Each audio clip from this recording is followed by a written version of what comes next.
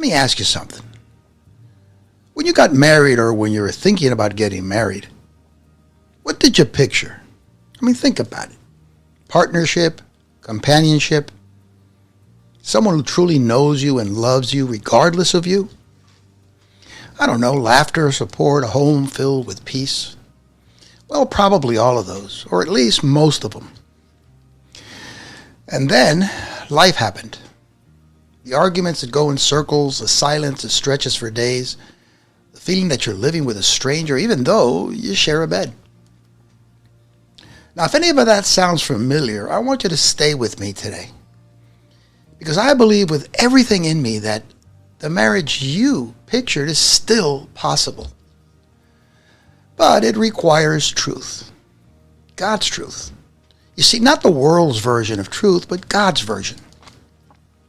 Hi, I'm Ralph Valdes, retired family law attorney, marriage counselor, author, and a very, very happily married man. And I say happily married not because our marriage has been perfect, but because we chose God's truth over our own feelings and over again. It's just the way we thought. That's what we did. Now, I've spent 40 years watching marriages fall apart and watching marriages come back from the edge. And I can tell you with certainty that the difference almost always comes down to one thing: whether or not a couple is building their marriage on the world's foundation or God's foundation. Now look, if you don't listen to anything else I say today, I beg you, listen to this. Everything the world tells you about love is a lie. It's wrong. You see, the world tells you that love is a feeling. That when that feeling fades, well, love is gone. The world tells you that you deserve to be happy. And if your marriage isn't making you happy, well, something's wrong with the marriage. And so, people leave. They walk away from years-long marriages chasing a feeling. They blow up their families looking for something that was never designed to be found outside of God's design. Stay with me here. Here's the truth. The world's version of love is about what you get. God's version of love is about what you give. 1 Corinthians 13 describes love as patient, kind, not self-seeking, not easily angered, keeping no record of wrongs. Folks, that's not a feeling. That's a decision. A daily decision to choose the other person, even when it's hard, especially when it's hard.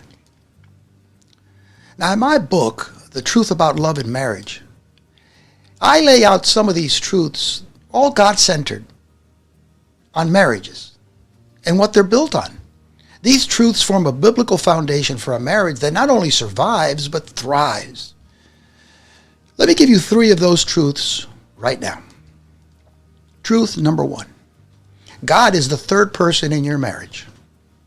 Ecclesiastes 4:12 says, a cord of 3 strands is not quickly broken. It's like a 2-legged stool and a 3-legged stool. The first, the 2-legged, will definitely fall. The second, the 3-legged, will not. You see, 2 people holding on to each other will struggle and could fall.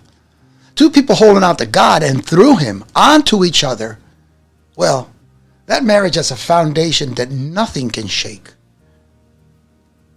Now, the first question in any marriage conflict should not be, well, who's right? It should be, what does God say? Truth number 2. You married a person, not a project. Think about it. One of the most common mistakes I saw in 40 years of counseling was people trying to change their spouse instead of loving them. Folks, your job is not to fix your husband or your wife. Your job is to love them the way Christ loves the church. Sacrificially, patiently, and without conditions. Change is God's department. Love is yours.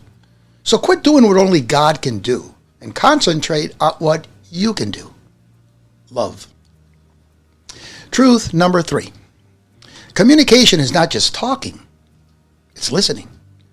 James 1:19 says, be quick to listen, slow to speak, slow to become angry. You see, most couples in conflict are preparing their rebuttal while their spouse is still talking. Nobody's being heard. Nobody feels understood, and so nothing changes. The marriage that listens, really listens, is the marriage that heals. Now, I talk about this much more in my book, The Truth About Listening, which is a companion to The Truth About Love and Marriage. All right, now let's talk about hope. I want to speak directly to someone watching this today whose marriage feels, well, like it's on life support. Maybe you've tried everything. Maybe you've had the same fight 100 times. Maybe you're wondering if it's even worth it. I mean, is it worth it to stay in this marriage anymore? Well, I'm here to tell you, don't give up. You see, I've seen God restore marriages that look completely finished. I've watched couples who hadn't spoken kindly to each other in years find their way back. You know why? Because they stopped trusting in themselves and started trusting in God. Folks, the marriage you pictured on your wedding day, well, God pictured it too. He designed it, and He has not given up on it. Neither should you. You see, God never gives up. God designed marriage to be a picture of His love for us. A marriage that's committed. Love that's committed. It's not easy, but it's worth it. The truth about love and marriage is this. Real love is not something that happens to you. It's something you choose every day with God's help. And when you make that choice, grounded in His Word, guided by His truth, folks, everything changes. I mean, it's like night and day. Now, if you want to go deeper on everything we talked about today, our book, The Truth About Love and Marriage, is available right now at ourbestforhim.com. That's ourbestforhim.com. It's practical, biblical, and written for real couples facing real challenges. No mumbo jumbo, real truths. And while you're there, download your 7-day devotional and your self-proclamation, both absolutely free, and both designed to strengthen your faith and your marriage one day at a time.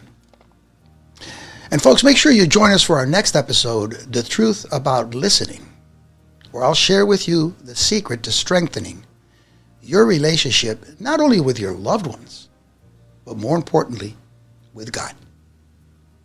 Hey, I'm Ralph Valdes, and remember, He gave His best for you. The least you can do is give your best for Him. See you next time.